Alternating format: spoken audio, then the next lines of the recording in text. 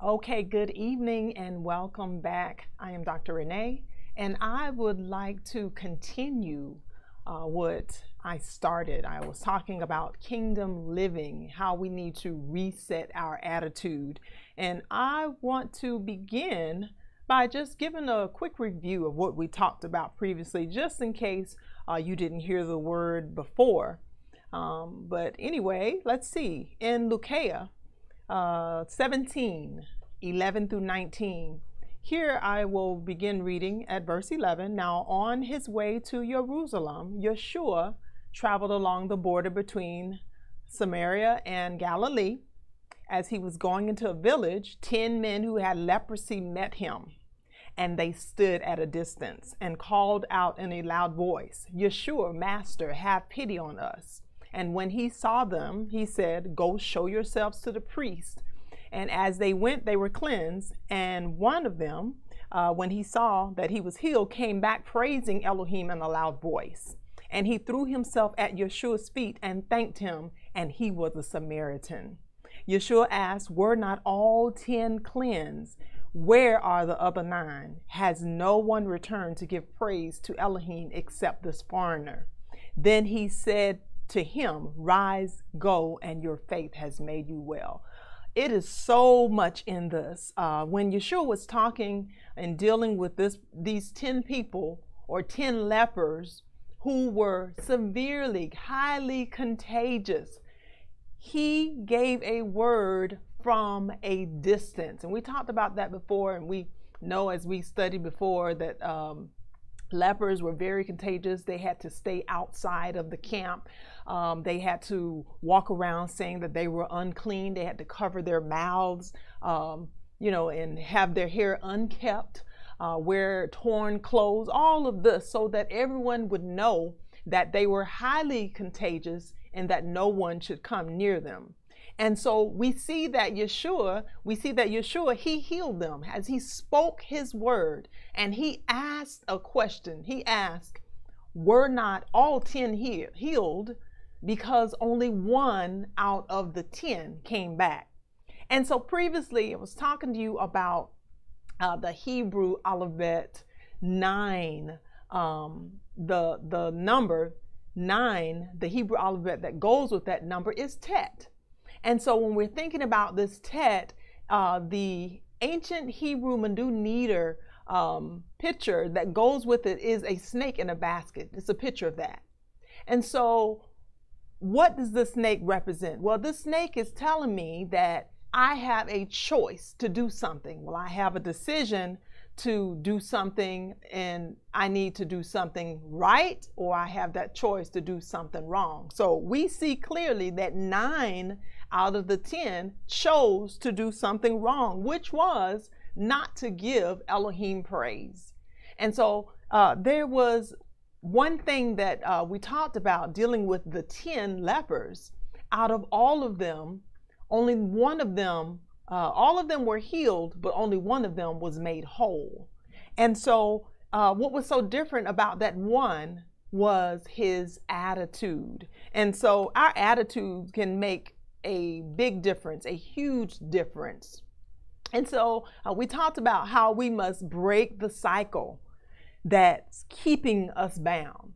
So Yeshua asked in Lucia 17:17, it says, were not all 10 cleansed? Where are the other 9? He was asking the question not because he didn't know what the answer was. He wanted to make this a teachable moment for the one who was made whole.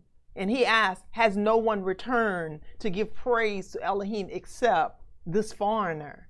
Okay, so then he told him, rise, and your faith has made you whole. We talked about this particular word faith and how this word faith is imuna. And so imuna has several alphabets that it's constructed with. And the first alphabet that we're looking at is Aleph. And so Aleph is actually dealing with the source or the Father. And then we have Mem, which is the strong spirited, massive in the spirit. Also we have Vav, which is to establish. and it also means to connect. It looks like a hook or a nail. And then we have noon, which it means life or eternal heir or someone who has sonship. And then also we have hay, which is revelation. Revelation of what? Revelation of heaven right here on earth. So when we talk about faith, we know that this faith is the life-giving spirit of the Father that has been established in my life. And so how is this thing established in my life? Well, when it is established in my life, heaven is actually being revealed right here on earth. So that's truly faith. We say faith and we use faith in a religious way, but this is not, it's not a religious term. It's an attitude. Faith is an attitude. And so we also, previously we were saying how the root word in faith is aman. And so the root word aman is spelled Aleph, Mem, Nun. So here we have the life-giving spirit of the Father that has actually given me sonship. So guess what? I am an heir. That life-giving spirit of the Father that's connected and established in my life. Indeed, I am an heir. I am a son of Elohim. All right, so the question today is, will you be made whole? We talked about that. Will you be made whole? We need to be whole in our mind. We need to be whole in our will. We need to be whole in our emotions. In every aspect, everything that involves us, we need to be whole. Okay, so we gave you a brief review of what Tet was. Now let's look at Ebrim 4. This is still a review. Ebrim 4. For the word of Elohim is living and powerful and sharper than any two-edged sword, piercing even to the division of the soul and the spirit. See, it's the word of Elohim that's able to adjust or divide our attitude.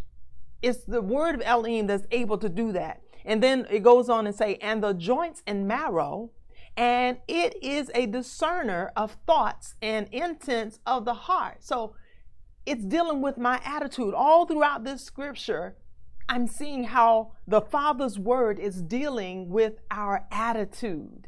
All right, verse 13, and there is no creature hidden from his sight, but all things are naked and open to the eyes of him who we must give an account.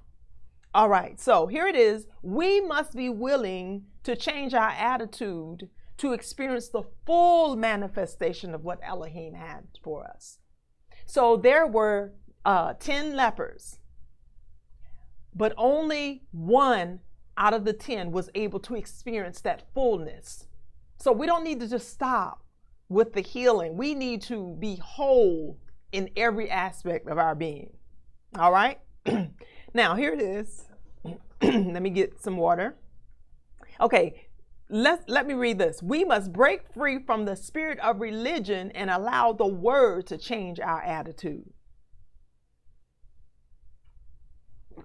Again, we must break free from the spirit of what? Of religion, and allow the word to change our attitude. Why are we saying that we got to break free from religion? Because religion tells me that I don't have to be whole. Religion tells me that I can go to services and I can go up for prayer and, you know, I can receive my healing and then I'm good. Then I can go back up and then receive my healing just over and over and over. But when am I going to be made whole? When am I going to see that healing belongs to me and I can continually walk in my healing? When am I going to see that? All right, so let's look at Philemon 4 and 8. Let me slow it down just a little bit. Finally, brethren, whatever things are true, whatever things are noble, whatever things are just, whatever things are pure, whatever things are lovely, whatever things are of a good report, if there is any virtue, if there is anything praiseworthy, meditate on these things. Why am I meditating on these things? Because I need to make sure that I adjust my attitude. I need to make sure that my attitude, we were talking about how that manifestation of heaven being manifested from heaven right here and established on earth, that connection when I'm connected and rooted and grounded with the Father. When my attitude demonstrates him, then I'm showing the full manifestation of his power. Okay, let's look at this. In Mishlei, or Proverbs 4:23. Above all else, guard your heart, for everything you do flows from it. Keep your mouth free of perversity. Keep corrupt talk far from your lips. The word is telling us how I can adjust my attitude by doing all of these things. Go back, verse 25. Let your eyes look straight ahead. Fix your gaze directly before you. Give careful thought to the paths for your feet and be steadfast in all your ways. Do not turn to the right or to the left. Keep your foot from evil. The word is telling us what my posture should be. The word is telling me, as an ambassador of faith, what my attitude should be. So as I stay connected, we just said that, as I stay connected, I'm allowing heaven to be established where? Right here on earth, so that others can see the kingdom culture. Or as we say, the teachings of the ways of the Father. It can be seen through my lifestyle and through my attitude. All right. Excuse me. So here it is, attitude. Your attitude speaks when you're not talking. That's powerful. Your attitude is the speaker of your present. Your attitude is the prophet of your future. You know what? I can tell how far you're going to go just by your attitude. When you don't have to, sometimes you can just walk in the room and people will know in your disposition just by your attitude. You can walk in a room and command presence just by your attitude. You don't have to say a word, but your attitude, okay? We're representing the King. All right, so the question that I asked previously was, what's my attitude like during this time? You know, during the pandemic, as a kingdom ambassador, during the time where we're facing and we're seeing some things that we've seen years and years and years concerning the killing of black males, you know, by corrupt police officers. What's my attitude toward it? Am I getting religious about it, and am I defending what's wrong? See, as ambassadors, we need to make sure that we're standing up for righteousness. I want to remind everyone that Elohim, he's not a Democrat and he's not a Republican. Whose side is he on? He's not on anybody's side. He's on his side. So we need to ask ourselves, what side are we on? So we have to be able to separate and understand that as a kingdom ambassador, I need to make sure that I'm standing for righteousness. I'm able to speak for what's right and what's just, because the Father, he is speaking and he's standing up for righteousness. All right, so what's my attitude? What's my attitude during this time? I need to make sure that I am thinking about those things that are lovely, those things that are a good report, that I'm meditating on these things, that I'm speaking the same thing that the Father is speaking. And listen, if it's not right, the Father's not going to say something is right and it's wrong. So when we say that I need to speak and say the same thing, well, what would the Father say about this? Okay, so it sheds light on a whole nother ball game when we look at it like that. All right, so let's look at point number 1. The way we look, the way we view and think and handle things, it's a reflection of our attitude.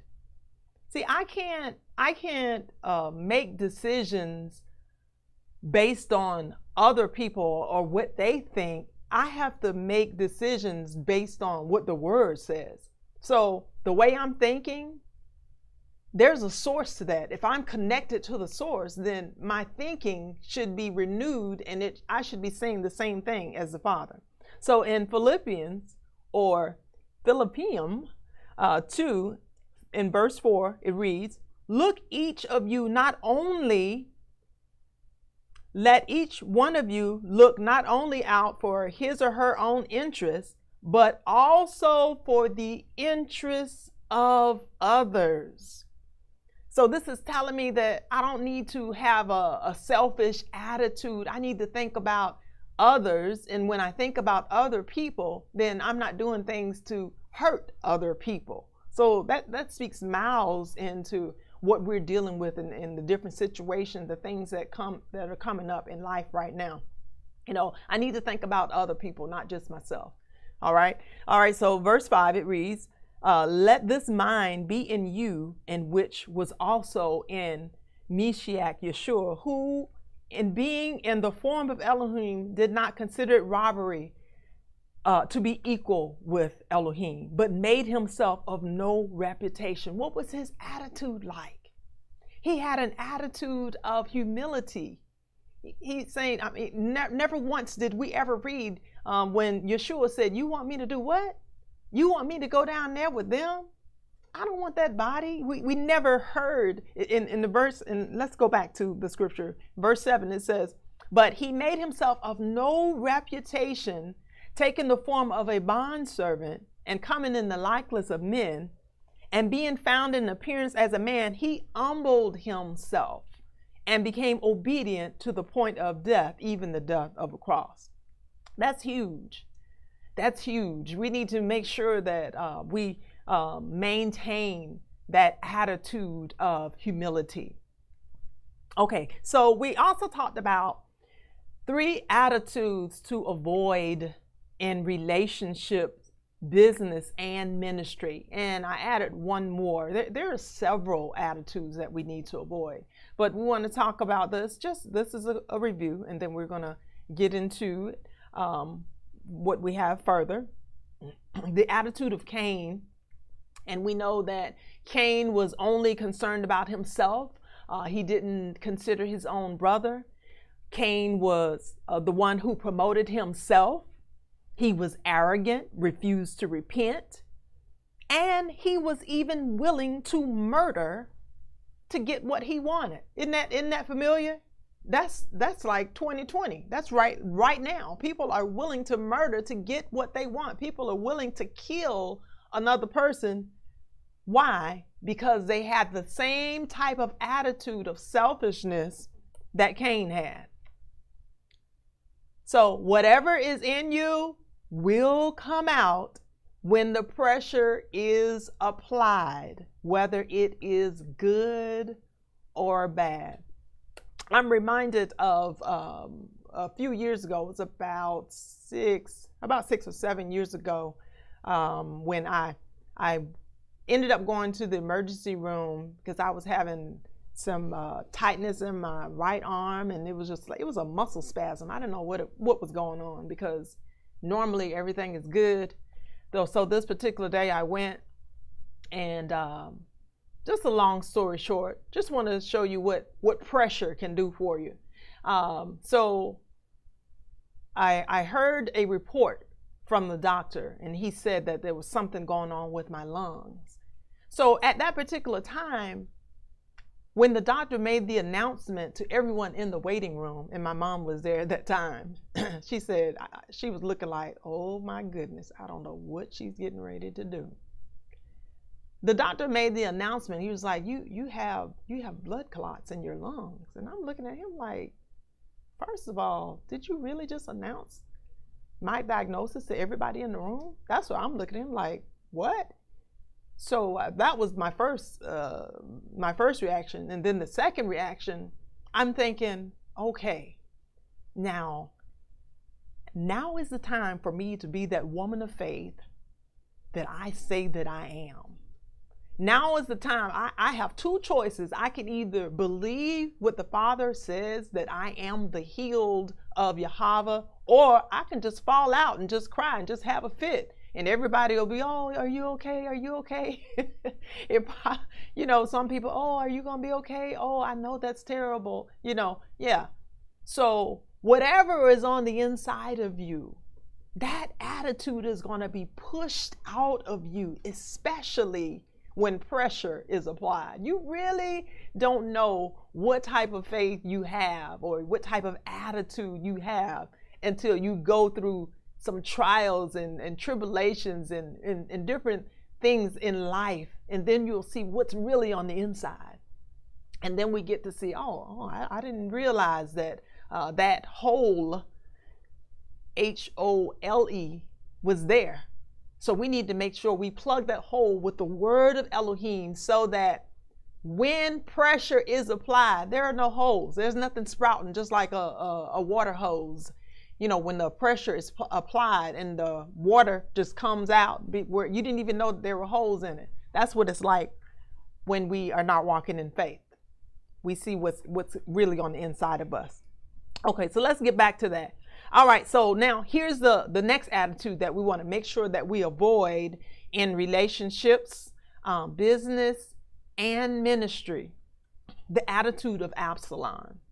So we saw that Absalon, for those of you who remember Absalon, he was one of David's sons. The word Elohim says that, he was fine in appearance. He was really good looking.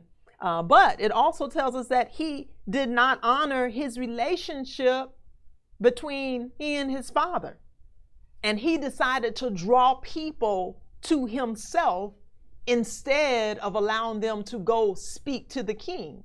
See, we have to be mindful and make sure that we're walking in integrity when we're dealing with people, when we're dealing in our relationships, when we're dealing in business, and also in ministry. Because especially in ministry, because a lot of people, when the Father is dealing with their hearts and you begin to hear from him, sometimes as ambassadors, sometimes a little cockiness get in the way. A little arrogance try to stem up from somewhere. I know how to hear. But do we know how to humble ourselves? Do we know how to stop talking when we need to stop talking? Okay. All right. So number 2, we just said that. Number 3, Absalom, he promoted himself, although he was taught to do what's right. And then it goes on to say how he got caught up. His hair actually caught him up in a tree, right? And then he was actually stabbed to death. Okay. So let's remember this. People with bad attitudes in positions of leadership will kill a ministry, kill a business, or kill a family and drive people away. I have to make sure as a kingdom ambassador that I have the right attitude. So as we deal with this thing called life, we're going to have many opportunities and we're going to have many things that come our way where we're going to have to make an attitude adjustment. All right, so let's look at this in Hebrews 12, verse 15. Looking carefully, lest anyone fall short of the grace of Elohim, lest any root of bitterness springing up cause trouble, and by this many become defiled. How is that? Because it's contagious. Rebellion, bitterness is contagious. So I need to make sure that I'm girding myself up, that I'm the people that I am either overseeing, that I'm watching, that I'm over or I'm in charge of, that I'm making sure that I am having the right attitude towards them. And then those who are, whatever you are, whatever position you are, or whatever you are as far as your workplace or in your ministry or in your family, whatever, making sure that our attitude does not have a root of bitterness in it. Why? Because the word says that springing up and it's going to cause trouble and many will be defiled.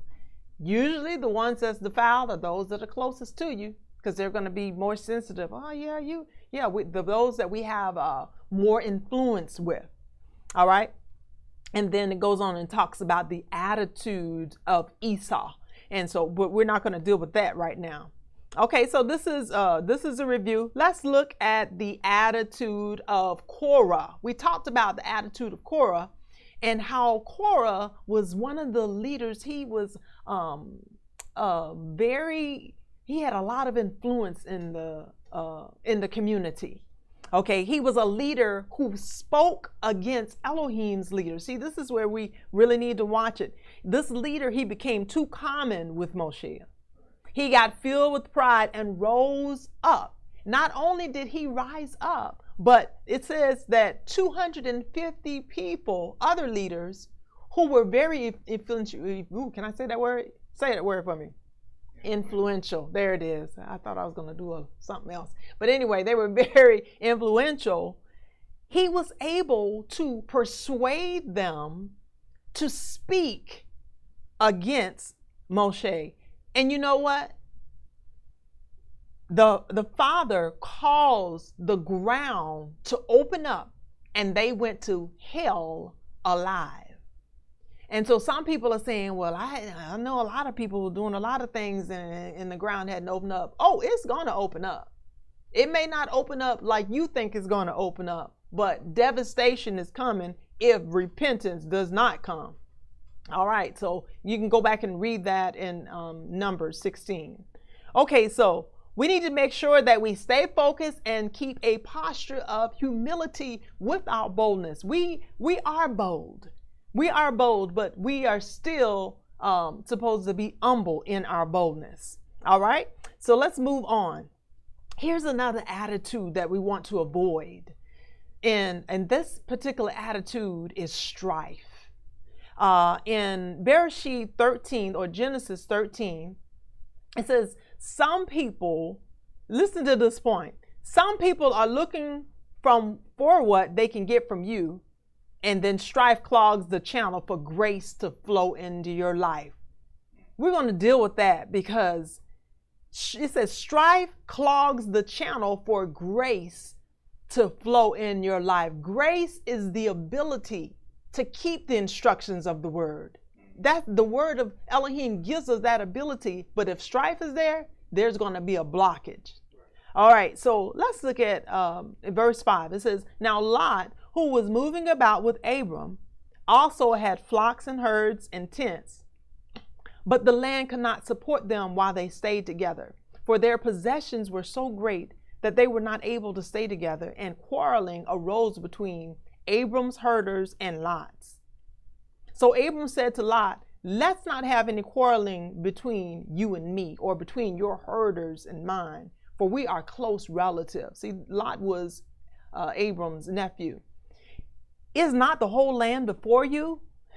Let's part company. If you go to the left, I'll go to the right. If you go to the right, I'll go to the left. See, Abram was able and he was willing to protect his anointing, to protect his vision, so that he would not get swayed by the attitude of strife. I'm purposely saying attitude of strife, not spirit, because, you know, sometimes we get too religious about certain things. We're so religious, we know earthly good. Okay, yeah, all right, whatever. All right, so the attitude. So verse 10, let's look at this. Lot looked around and saw that the whole plain of Jordan towards Zoar was well watered. This is a key. And like the garden of Yahweh, man, that's powerful there. Like the land of Egypt. This was before Yahweh destroyed Sodom and Gomorrah. So Lot chose for himself the whole plain of the Jordan and set out toward the east. And the two men parted company. Okay, so it's so much in this, but notice Lot took the very best for himself. See, it's amazing when a person when strife begin to rise up, that person is only thinking about himself, his family, people connected to him, nothing else. Lot did not consider that Abram was the one who was able to get him to where he was. Right. So If Lot had the right attitude, he would have took the attitude of humility. But no, it says that he wanted the part that was well watered. In other words, oh yeah, I see this. My, all of my herd is going to be good to go. My family, we're going to be good, because when you think of water, you think of life. Okay, and then it says it was like the garden of Yahweh. And I was thinking about that. I said, out of all of the times that I've read this scripture, this just stood out to me. This had to be an amazing place. Just like when, when Adam and Matzah Izniger, when they were there in the garden of Yahweh, saying it was like that. So it had to have been something amazing. So amazing that he said, you know what, Abram, okay, I hear what you're saying. I'm going to do exactly what you said to do, and I'm taking the very best, and goodbye. See, he didn't consider his relationship. He valued what he wanted more than the relationship itself. That's how you know that you're operating in strife. That's how you know that you're not going the right way. Remember that, number one, that we need to avoid strife at all costs. This was what Abram was doing. He said, you know what? You go to the left, I'll go to the right. You want to go to the right? I'm going to the left. I'm not going to argue with it. I'm not going to fight over it. All I know is I'm going to stay in the grace of Elohim. Number two, here it is, which ties in. Strife nullifies grace. Strife nullifies grace. Everything that we're wanting the Father to do on our behalf, that ability to keep the word, well, strife is going to clog it up. And then number three, strife will hinder your progress of receiving the full manifestation from the King. You know what? I just believe that Elohim had so much more for Lot. I believe that. I believe Lot could have had even more. Lot, he wanted a lot. But anyway, I believe he could have had even more, but he did not, because he chose the very best for himself and didn't even consider Abram. Okay, so here's the word for strife. And just looking at these three Hebrew letter words for strife, we have resh, yud, and bet. And so when we're thinking about this particular word for strife, resh is dealing with the intent of the mind. So here we have the power, which is yud, the intent of the mind. What's in the back of, what's in this person's mind? Well, this power, strife is so powerful. What's on the inside of this person, this thing that's on the inside can be the very thing that will destroy you. We need to make sure that we are not walking in strife. All right, so let's look at this. 3 attitudes that we should keep. Here's one attitude that the word tells us that we should keep. An attitude of thankfulness and gratitude. Earlier, we were talking about the 10 lepers and how only 1 out of the 10 was thankful and giving praise to Elohim. And that particular one, because of his attitude, he was able to be not just healed, but made whole. So in 1 Thessalonians 5:16, it says, rejoice always, pray continually, give thanks in all circumstances, for this is Elohim's will for you in Mashiach Yeshua. What is his will? For us to give thanks. He's not saying that everything bad that's happening to you, he's not saying that everything bad that's happening to you is his will. That's not what it's saying. It's saying to give thanks in all things. That's his will, for us to have the right attitude while we're going through whatever we're going through. All right. And then number 2, having an attitude of humility and respect. I want you to go back and read this particular story that's dealing in 1 Samuel 24. This is really profound, because David, he had the opportunity to kill Shaul. And what happened, he decided that he would just cut off a portion of Shaul's robe. The word tells us in here, and you can go back and read it for yourself, that he became sick to the stomach.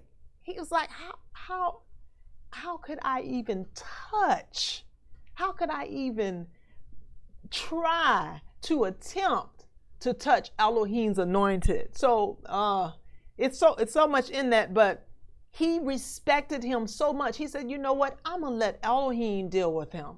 I'm not gonna do it. I'm not gonna do it.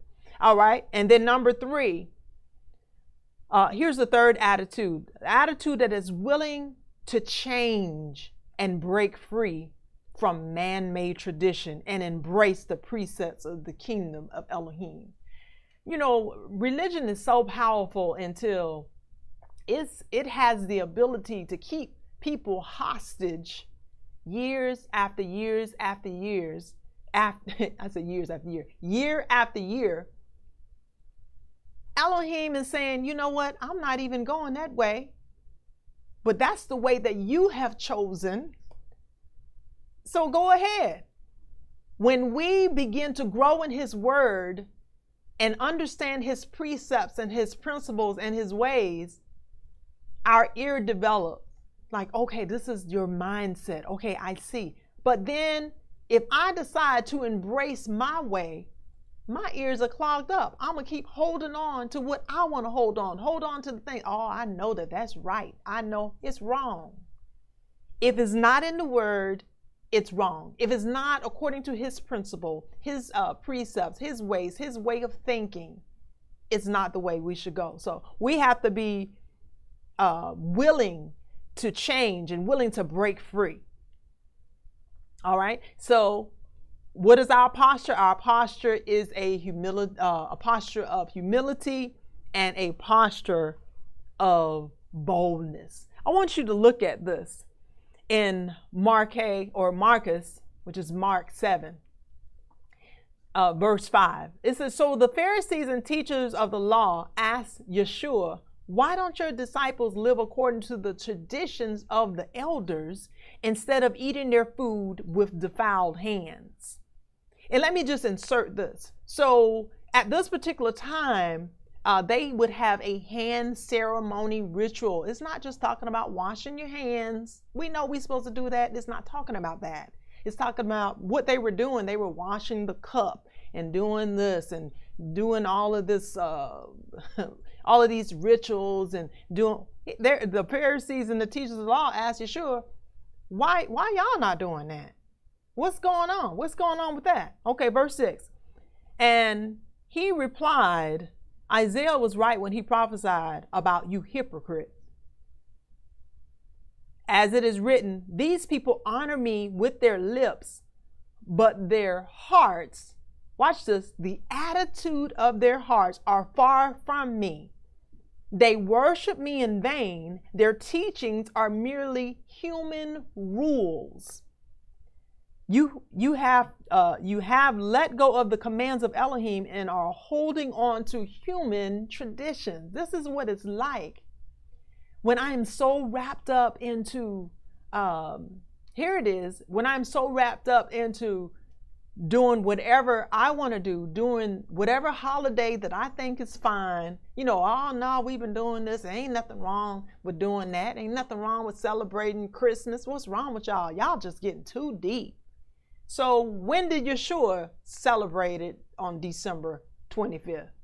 I was thinking about it. I said, well, the more I think about it, if there's a holiday that's on the same date every year, it's probably wrong, like 99.9% wrong, because Elohim is not governed by that type of calendar. He's governed by, it says, to look at what? The stars and the moons. He's governed by that. Why? Because we can't change that. If we could get up there and change the moon and the stars, we probably do that too. Okay, so it says, so we have to it says, you have let go of the commands of Elohim and are holding on to human traditions. And then verse 9, and he continued, you have a fine way of setting aside the commands of Elohim in order to observe your own tradition. This is what we have to do. We must break free from our own tradition. What does the word say? What is the word wanting us to do? See, it takes a mindset of a kingdom ambassador to be able to humble ourselves and change and say, you know what? I know I was doing this like this for 20 years, 30 years, 40 years, but enough is enough. I need to change. I need to change. All right, let's look at this. An attitude of obedience is required for all ambassadors. We must choose to be obedient to the word above man-made traditions. We all have a choice to make, and we all have to make that decision. We were talking about that Hebrew alphabet tet, where that decision is to be made, and it's our choice whether we decide what to walk in the things of Elohim or whether we decide to walk in our own way. Okay, and this is one more that I want to add. Your attitude can turn your problems into a blessing. Now, in 2nd Malik, it's Malik, right? Or 2 Kings. See, I have to change my attitude. Let me share this. Can I share a quick testimony? When we first started studying the Hebrew language, and Dr. Larry, he had been teaching it for a while. And I was like, oh, he's doing great. Go ahead, Dr. Larry. But you know, it's funny how the Father will begin to deal with my heart. And he was showing me that I was holding on to some things that I needed to let go. And so now I constantly try to make sure that I'm not trying to hold on to man-made stuff and purposely make that change. Like, I wasn't sure about Malik, but I know I'm thinking, yeah, okay. So does it matter? Yes, it does matter. So, all right. Anyway, when second Malik, thank you, Kings 5:8-15, when Elisha, the man of Elohim, heard that the king of Israel had torn his robes, he sent him this message: why have you torn your robes? You can go back and read the details of this. Have the man come to me, and he will know that there's a prophet in Israel.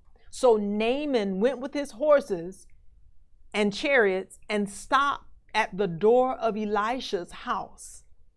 Elisha sent a messenger to him to say to him, go wash yourself 7 times in the Jordan, and your flesh will be restored, and you will be cleansed. Naaman was a king who had leprosy. It said that he had won the battle, but he was a leper. And so that's why it's telling us here that he had stopped at the door. Why? Because he had to be at least 16 feet in distance. Remember that? We were talking about that. Okay, and so he told, Naaman was told to go wash himself in the Jordan 7 times. Now look at his attitude in verse 11. Go back to that. But Naaman went away angry and said, I thought that he would surely come out to me and stand and call on the name of Yahweh, Elohim, wave his hand over the spot and cure me of my leprosy. This is hilarious to me, because Naaman really thought that he was just that great. He was just that great. Naaman, humble yourself and receive this power. Okay, so Naaman went away angry, it says.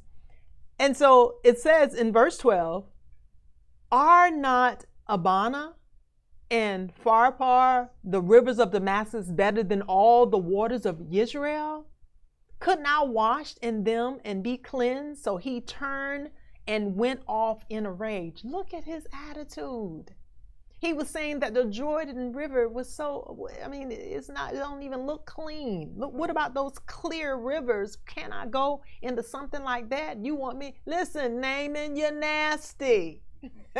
Who cares what you go into? You just need to be healed. Right. So he needed an attitude of humility, a taste of humility. So he had to humble himself so that he could receive the healing. Could Elohim have healed him in these other rivers? Sure, he could have, but that was not the way.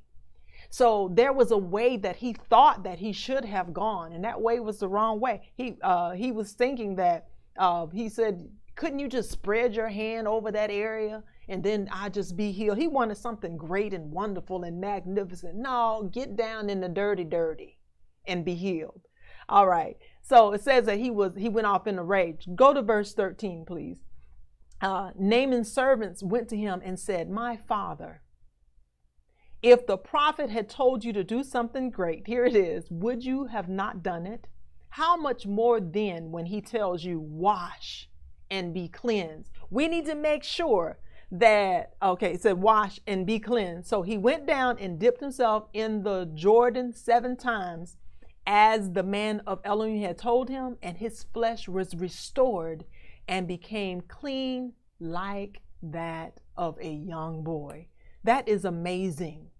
Obedience. See, when we choose to walk in obedience, my attitude can turn my problem into a blessing. I need to make sure that I am walking in a spirit of obedience.